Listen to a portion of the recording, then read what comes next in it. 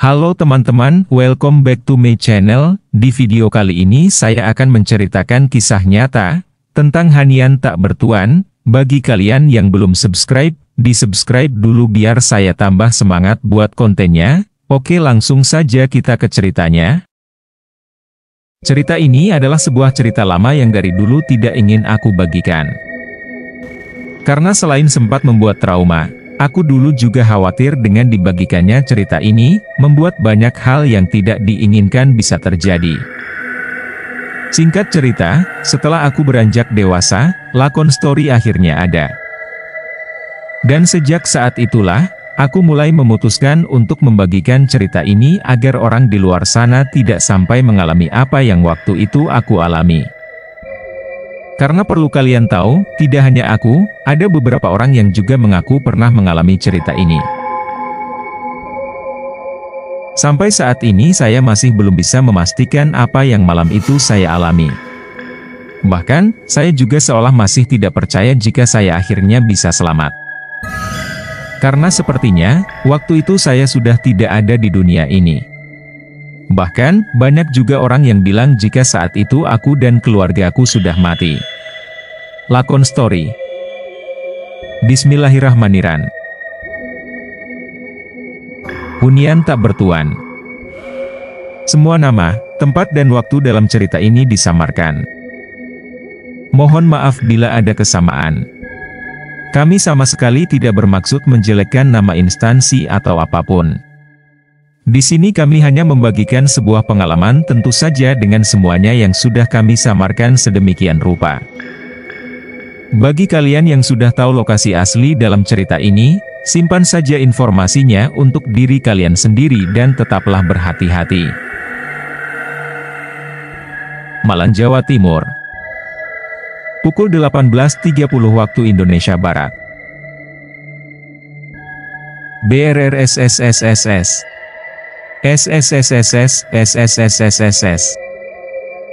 Suara hujan yang terdengar keras sedang mengguyur kota. Mengetahui semua itu, bukannya keluar dari rumah, aku malah menarik selimutku meski aku pun tahu, malam itu adalah malam tahun baru. Pas banget, malam tahun baru, hujannya malah deras, gak bisa kemana-mana wes, ucapku dengan pandanganku yang terus saja menonton acara televisi kesayanganku. Belum lama aku menonton acara televisi tersebut, tiba-tiba ponselku berdering nyaring menandakan, jika saat itu ada seseorang yang sedang menghubungiku. Kring.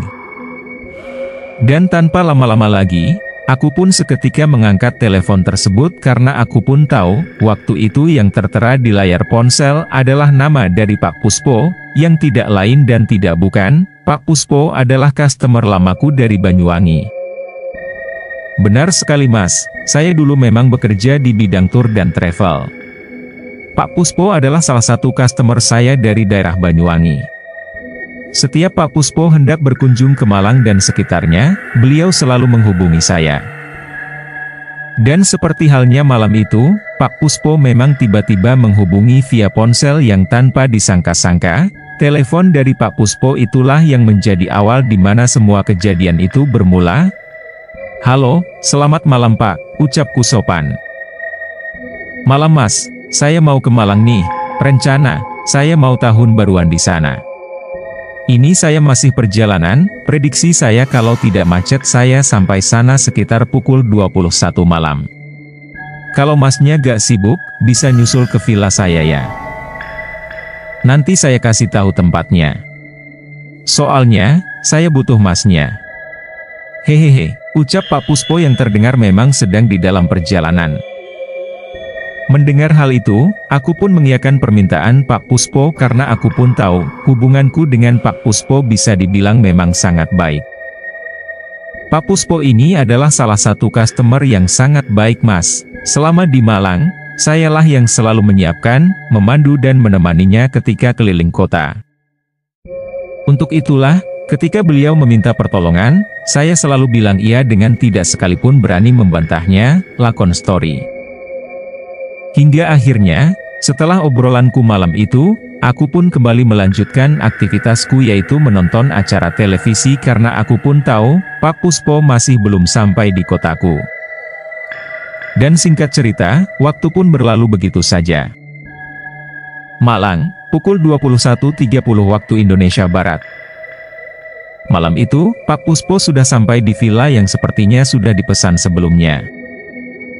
Namun anehnya, tidak seperti biasanya jika setiap kunjungannya ke Malang akulah yang menyiapkan villa dan yang lainnya. Malam itu Pak Puspo ternyata sudah mendapatkan villa yang aku pun tidak tahu beliau dapat informasi dari mana. "Mas, saya sudah sampai di Malang, habis ini Mas bisa nyusul ke sini ya. Saya mau minta tolong belikan beberapa peralatan buat acara tahun baru keluarga saya," tulis Pak Puspo dalam teks SMS yang waktu itu terlihat di layar ponselku. "Baik Pak, Bapak di villa mana, biar saya ke sana," tanyaku sopan dengan melirik ke arah jam dinding yang sudah menunjukkan pukul 21.40 malam. "Saya gak tahu Mas nama villa ini apa, yang jelas villanya ada di dalam perumahan, dari arah alun-alun Masnya lurus saja, nanti ada pertigaan Masnya belok, ikuti terus itu jalannya. Kalau sampai di area perumahannya, masuk saja, cari villa lantai 2 yang berada tepat di samping musola." Terang Pak Puspo yang pada dasarnya, Pak Puspo adalah orang yang cukup tua yang akhirnya. Penjelasan dengan teks SMS dari beliau mengenai lokasi villanya pun, waktu itu cukup membuat aku kebingungan. Dan puncaknya, setelah mencoba meraba dan memahami maksud dari tulisan Pak Puspo tersebut, aku pun menghubungi rekanku agar aku tidak sendirian mendatangi villa yang ditempati Pak Puspo. Tapi sayangnya, karena malam itu adalah malam tahun baru, semua rekanku terlihat sibuk dengan acaranya masing-masing yang akhirnya tidak ada satupun dari mereka yang bersedia menemaniku menemui Pak Puspo. Dan puncaknya, karena waktu yang sudah semakin malam, akhirnya aku pun mulai mengeluarkan motorku dan mulai menuju ke villa Pak Puspo tersebut seorang diri. 22.30 waktu Indonesia Barat.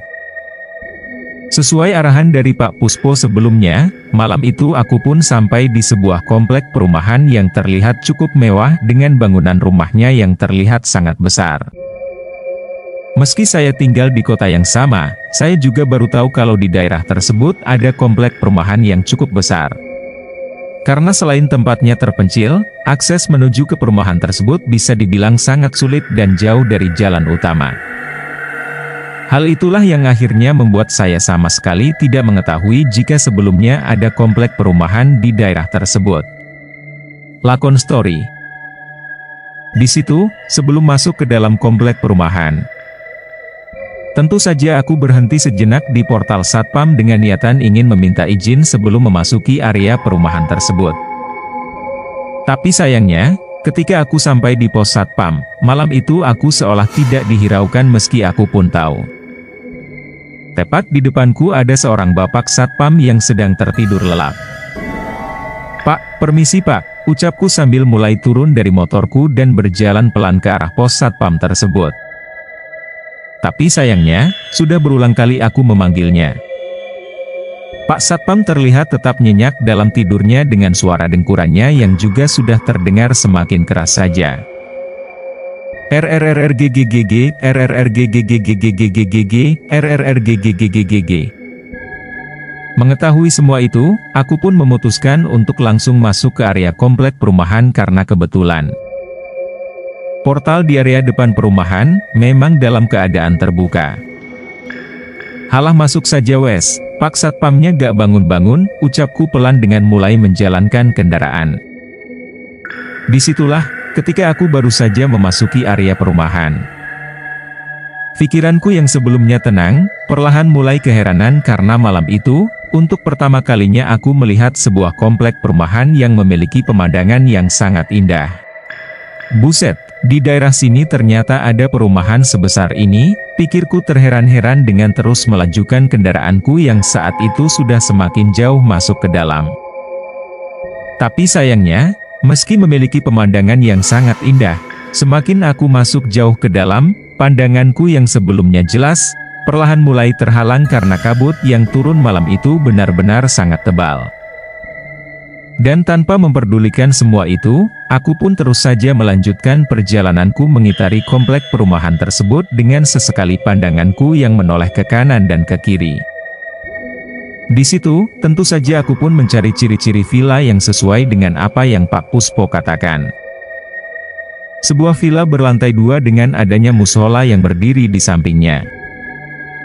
Tapi anehnya, sudah beberapa kali aku memutari komplek perumahan tersebut, aku sama sekali tidak melihat adanya villa dengan ciri-ciri yang sudah disebutkan oleh Pak Puspo sebelumnya.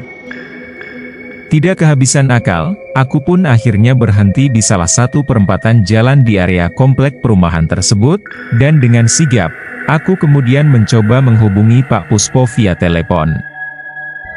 Tut. Tutut, tut. Tapi sayangnya, sudah beberapa kali aku mencoba menghubungi, semuanya tidak berhasil karena sinyal ponselku yang tiba-tiba ada dan hilang dengan sendirinya. Dan dengan kondisi masih melamun di perempatan jalan, pandanganku tiba-tiba teralihkan dengan adanya wanita paruh baya dan seorang laki-laki yang terlihat sedang menari dan berdansa. Mereka berdua terlihat jelas di dalam salah satu rumah yang berada tepat tidak jauh dari tempatku berhenti. Dan tidak hanya itu, aku pun juga sempat mendengar suara alunan musik klasik yang jika didengar lagi, alunan musik tersebut seperti sebuah alunan musik Belanda yang aku pun tidak pernah mendengar sebelumnya. Di situ, karena aku berpikir jika malam itu memang masih dalam momen menyambut tahun baru, akhirnya aku pun menganggap jika semua itu adalah hal yang biasa dengan pandanganku yang sesekali menatap layar ponselku dengan besar harapan, Pak Puspo segera kembali menghubungiku. Malam itu, saya memang sempat berhenti di salah satu perempatan jalan yang ada di dalam perumahan tersebut. Suasananya bisa dibilang sangat ramai dengan adanya suara musik, suara anak kecil berlarian, hingga suara tawa orang yang terdengar riang.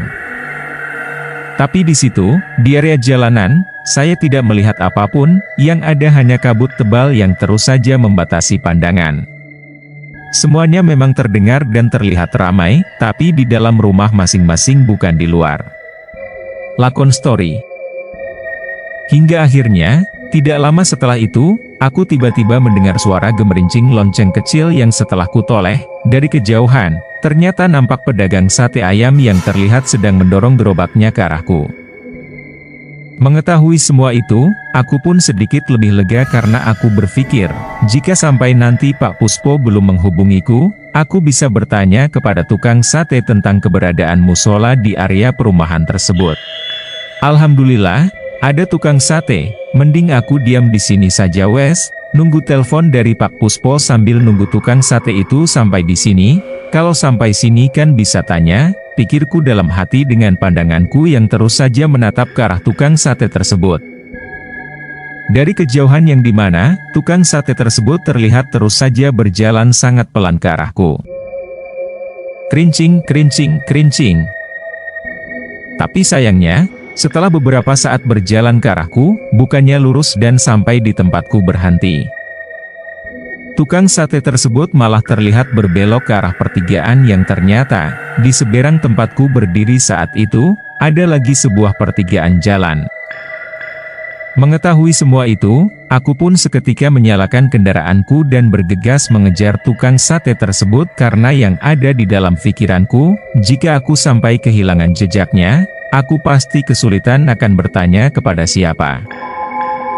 Tapi anehnya, ketika aku berjalan dan sampai di pertigaan tempat terakhir aku melihat tukang sate tersebut berbelok, tiba-tiba jantungku berdetak kencang dengan tubuhku yang juga perlahan mulai bergetar tidak karuan. Bagaimana tidak, tukang sate yang sebelumnya kulihat dengan mata kepalaku sendiri berbelok, malam itu tiba-tiba menghilang dengan tersisa hanya suara gemerincing lonceng yang terdengar dari kejauhan. Kerincing, kerincing, kerincing.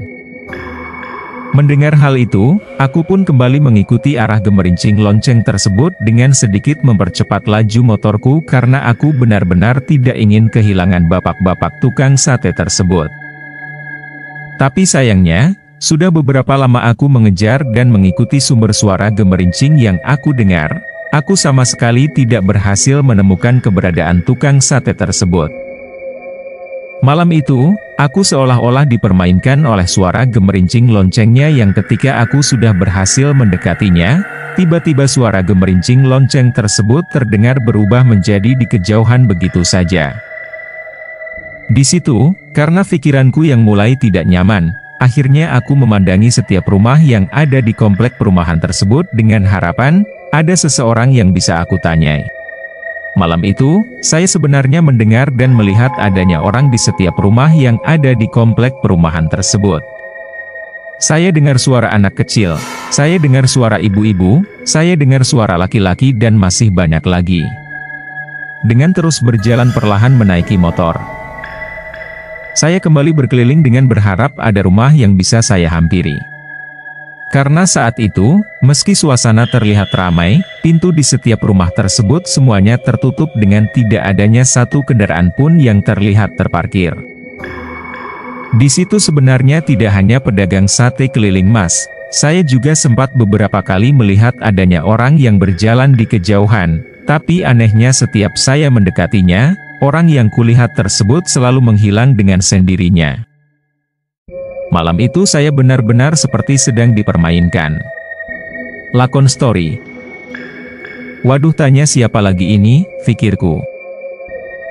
Hingga akhirnya, setelah beberapa lama berputar-putar, akhirnya aku bertemu laki-laki paruh baya yang terlihat sedang duduk di teras rumahnya.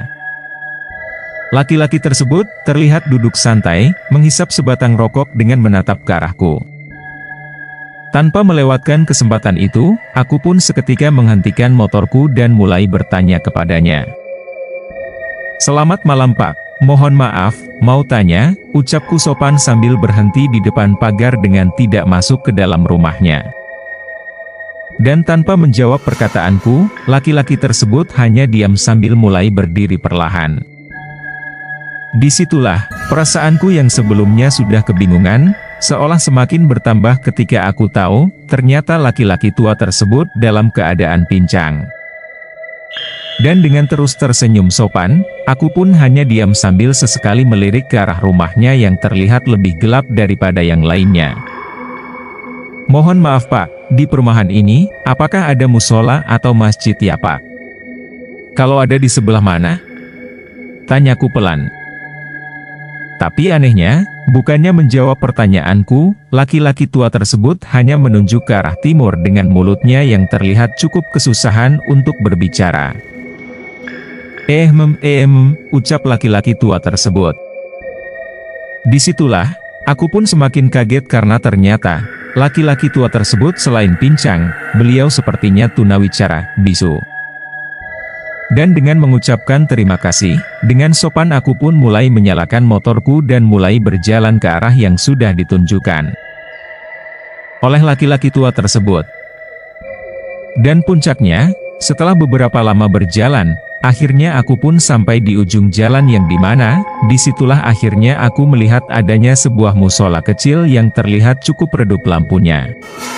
Kalau dilihat dari jalannya, saya sepertinya sudah melewati jalan itu beberapa kali, tapi karena saya tidak tahu jika ada musola di tempat tersebut, akhirnya saya lewati begitu saja. Lokasi musolanya memang agak masuk dari jalan utama Mas, kalau dari arah atas.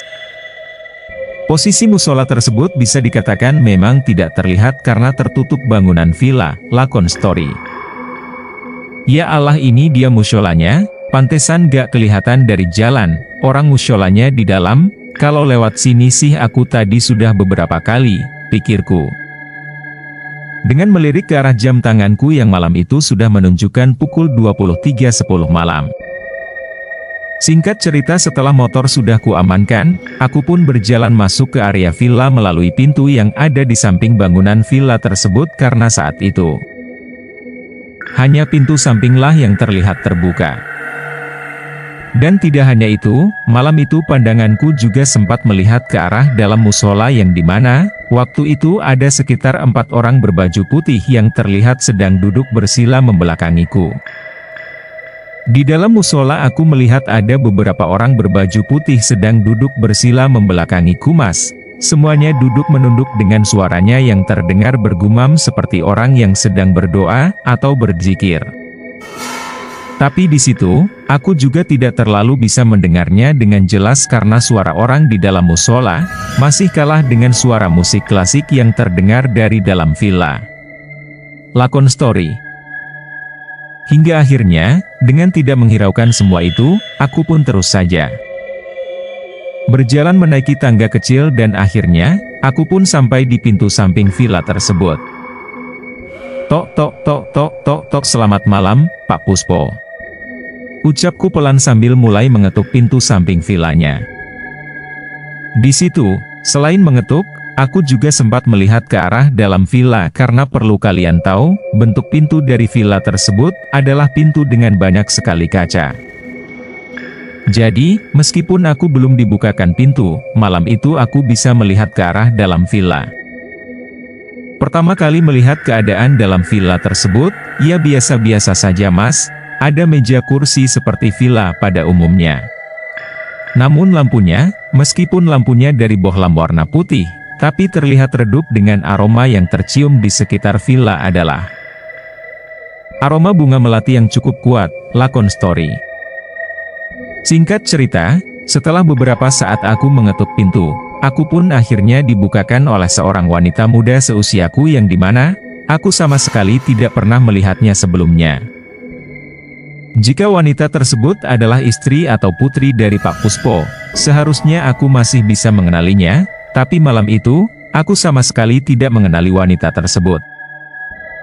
Siapa ya? Tanya wanita tersebut pelan sambil sedikit tersenyum.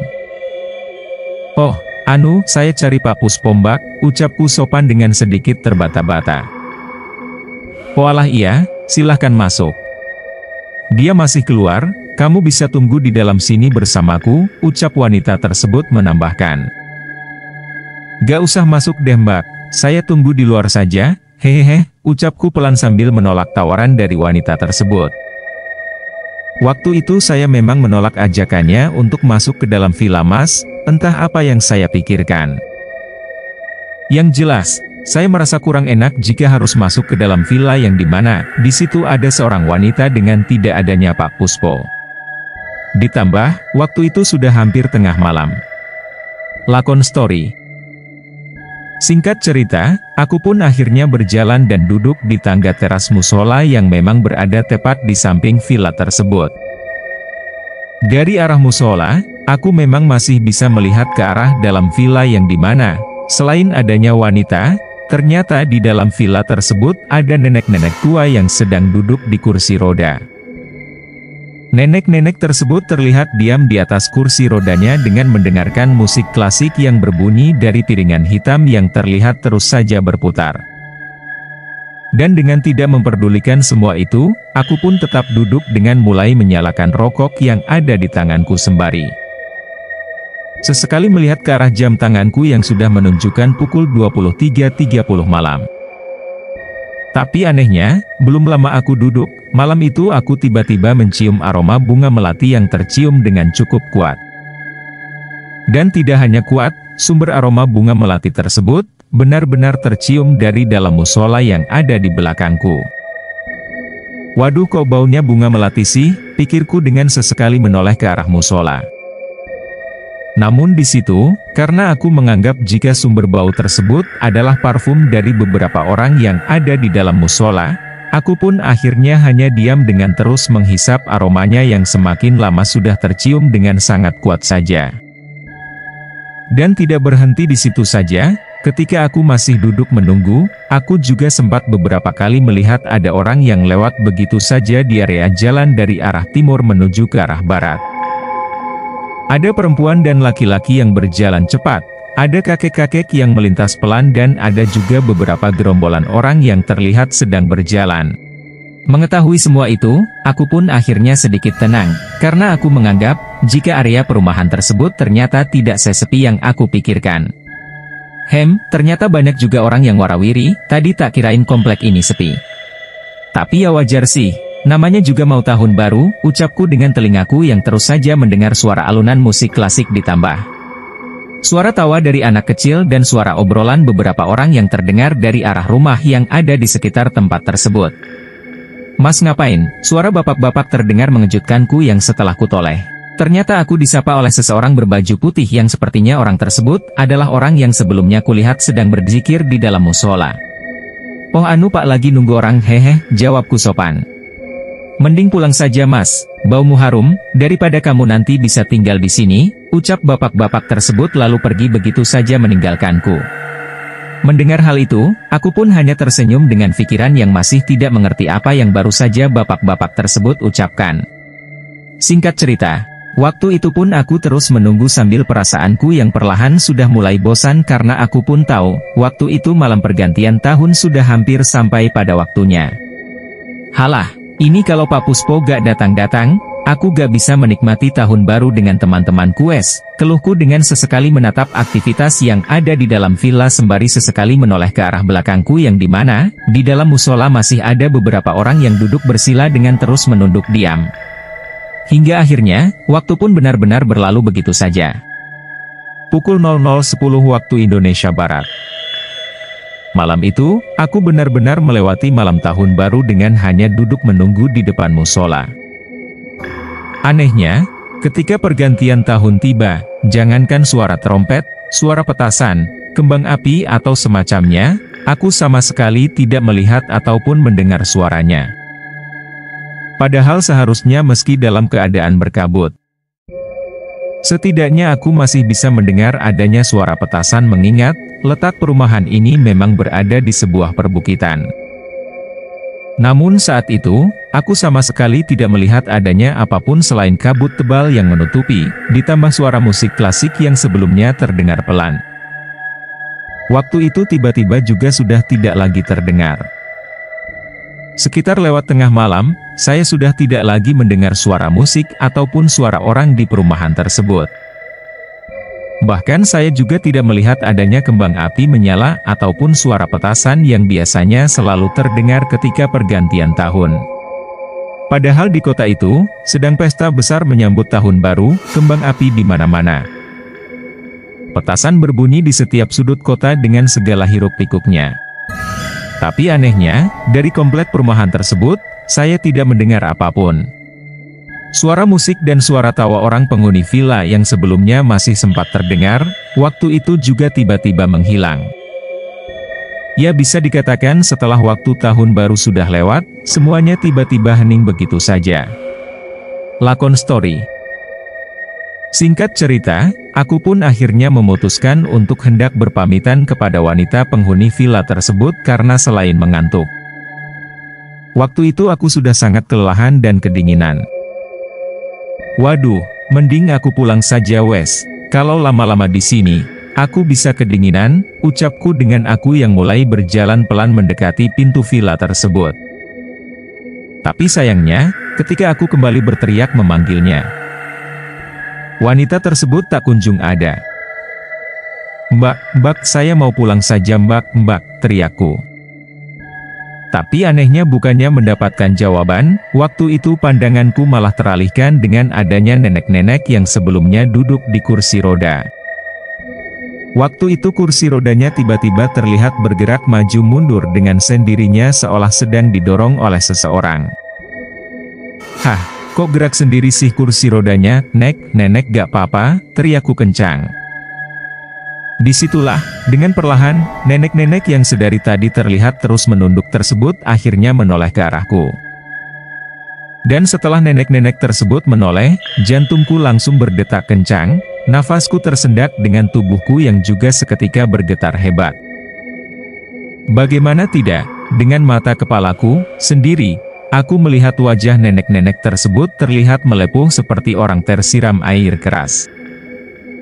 Dan tidak hanya melepuh, selain mulut dan giginya yang sangat hitam, aku juga melihat banyak sekali benjolan yang ada di sekujur leher dan telinganya. Mengetahui hal itu, dengan tetap menguatkan kesadaran, aku pun seketika memalingkan pandanganku dan dengan sigap Aku berjalan cepat meninggalkan area villa tersebut dengan mulutku yang terus saja berdoa sebisaku.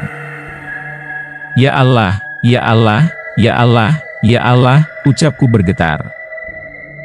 Di situ, perasaanku rasanya sudah tidak lagi bisa jika harus diceritakan, tubuhku bergetar. Nafasku sesak dengan rasa bingung yang sudah bercampur menjadi rasa takut yang sangat menekan. Ya Allah, ya Allah, ya Allah, ya Allah, ucapku terus-terusan. Hingga akhirnya, dengan pikiran yang sudah tidak karuan, aku pun mulai meninggalkan villa tersebut dengan tidak lagi berani menoleh ke belakang. Tapi sayangnya, sudah lama aku berjalan dengan kecepatan yang cukup kencang, malam itu aku tidak kunjung menemukan pos satpam. Yang ada, hanya musola yang kembali terlihat menandakan jika aku sepertinya hanya berputar-putar tidak karuan. Waktu itu perasaanku bisa dibilang sudah pasrah mas. Rasa takut, bingung, tubuh gemetar, air mata menetes dengan sesekali berteriak meminta pertolongan.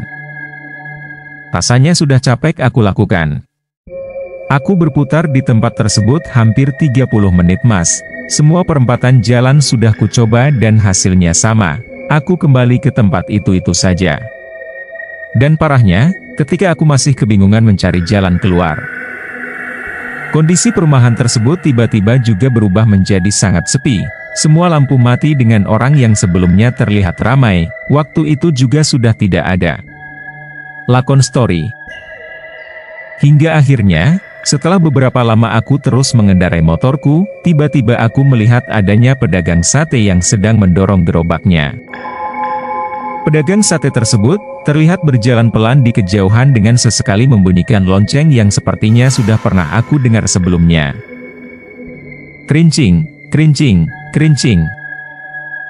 Lah, itu bapak pedagang sate yang tadi, pikirku dengan terus mengendarai motorku. Mengetahui semua itu, aku pun kembali mengejar pedagang sate tersebut dengan harapan, aku diberitahu jalan untuk pulang. Hingga akhirnya, setelah aku berhasil mendekati pedagang sate tersebut, bukannya mendapatkan bantuan, aku malah kembali melihat pemandangan yang sangat menyeramkan. Bagaimana tidak, ketika motorku sudah sampai di samping gerobaknya, perasaanku yang sebelumnya sudah kebingungan, seolah semakin ketakutan ketika aku tahu ternyata pedagang sate tersebut memiliki wajah rata dengan tidak adanya mulut, hidung dan juga mata.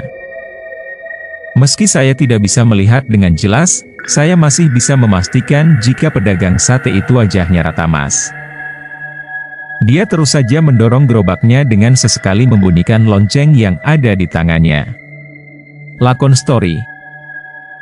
Dan dengan perasaan yang sudah tidak lagi bisa diceritakan, aku pun akhirnya kembali berteriak dengan tidak lagi berani menoleh ke belakang. Namun syukurnya, Tuhan berkehendak lain. Setelah aku menyalip gerobak tukang sate itulah, aku akhirnya melihat portal utama perumahan tersebut yang menjadi tanda jika portal itu adalah pintu masuk utama ke perumahan tersebut. Mengetahui semua itu, aku pun seketika lega meski pikiranku yang masih kemana-mana. Sebelumnya saya terus saja berputar-putar di dalam perumahan mas, hampir 30 menit saya mencari jalan keluar. Saya tidak berhasil karena sepertinya, waktu itu saya sengaja dipermainkan. Tapi untungnya, setelah bertemu tukang sate bermuka rata, aku akhirnya menemukan jalan keluarnya. Sepertinya, tukang sate itu sengaja menunjukkan jalannya. Lakon story. Hingga akhirnya, aku pun sampai di rumahku dengan membawa sebuah pengalaman yang sepertinya tidak akan pernah bisa aku lupakan untuk selama-lamanya.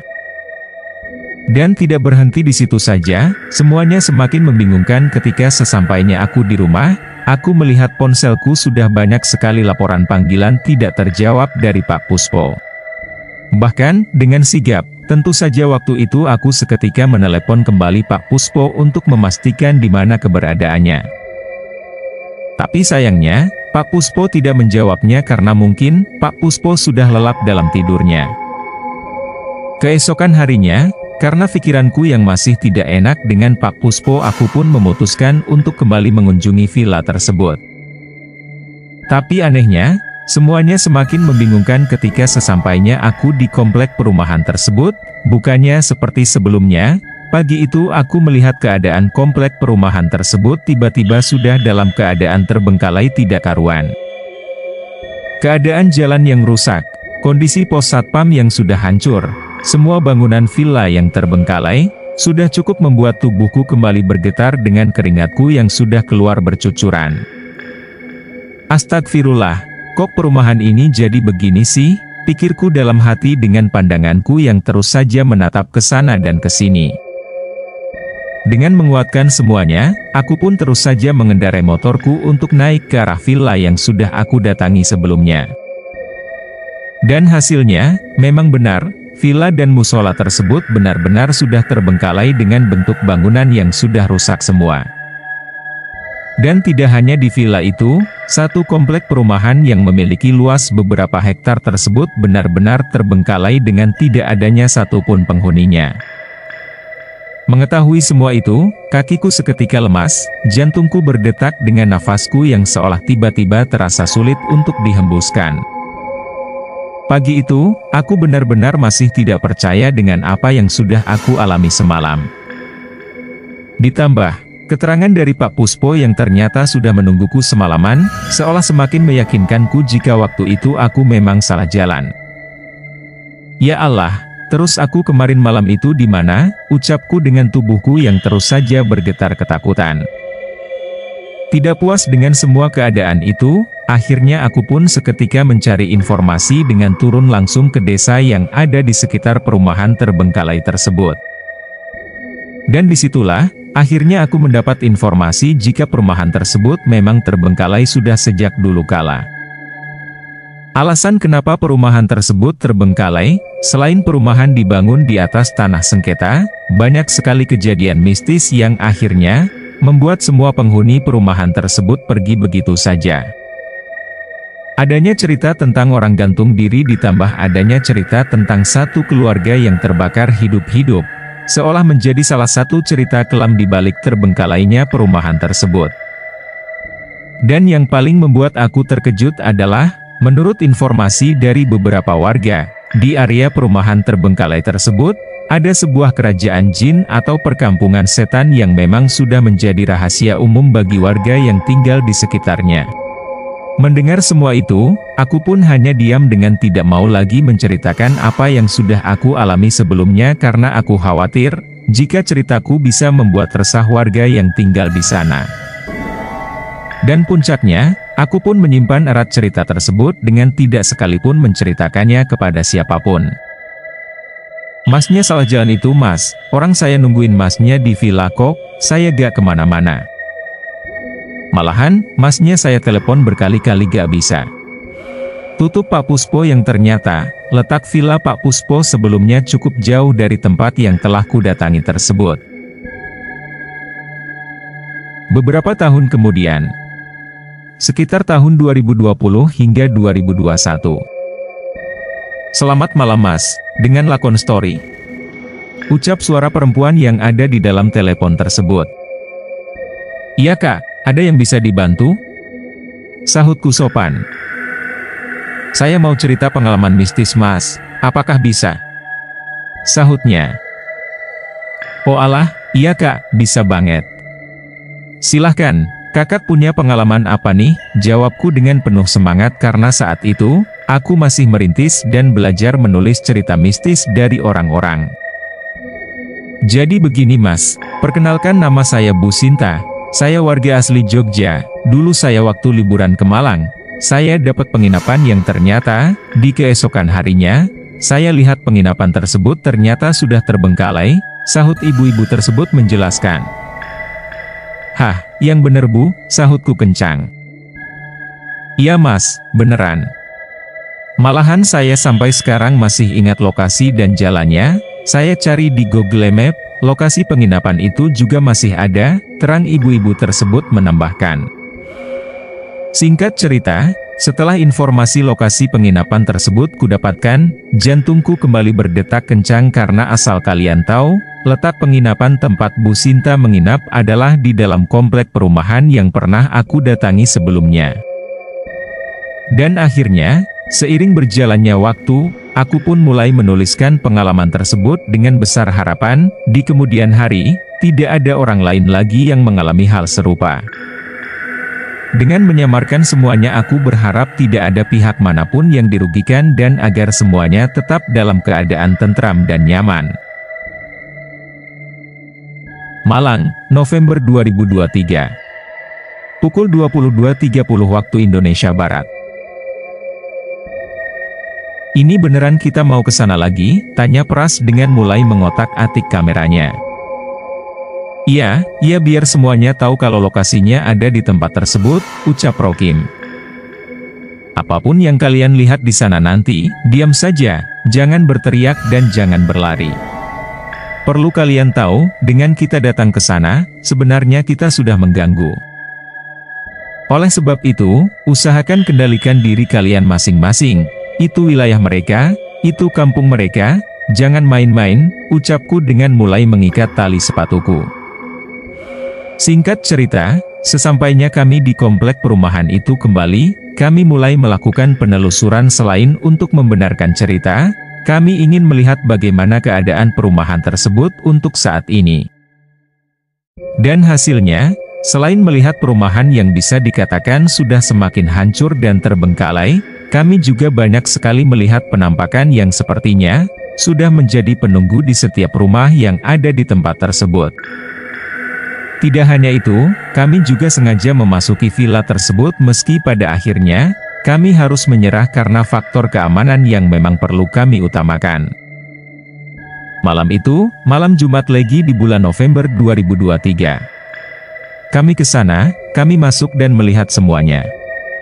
Ada satu fakta unik, menurut keterangan banyak saksi, musola yang ada di dalam cerita adalah salah satu tempat terangker yang ada di wilayah perumahan itu yang setelah kami telusuri, musola tersebut ternyata diresmikan pada tahun 1999 dan beroperasi hanya beberapa hari. Saksi. Semoga, dengan adanya cerita ini bisa menjadi pelajaran dan pengetahuan agar kita lebih berhati-hati lagi dalam menjalani hidup. Selesai. Terima kasih teman-teman, sampai jumpa di cerita-cerita selanjutnya.